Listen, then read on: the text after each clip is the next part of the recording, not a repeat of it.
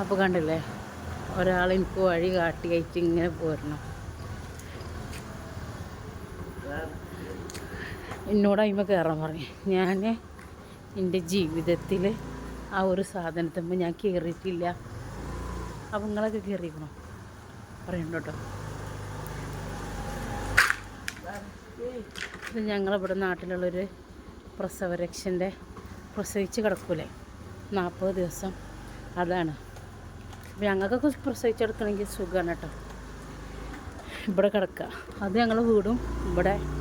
പക്ഷെ പ്രസവിക്കുക യോഗ ഇല്ല മിണിയേന്നറിയില്ലേ. അതെനിക്കിപ്പോൾ ഇങ്ങനെ പിന്നെ ഇജ്ജ് പൊയ്ക്കോ ഞാൻ വരുമോ പിന്നിലിങ്ങനെ ടോർച്ചടിച്ചിട്ട് വരും.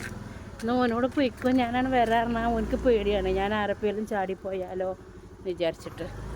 അപ്പോൾ ഞങ്ങൾ വീടെത്തി.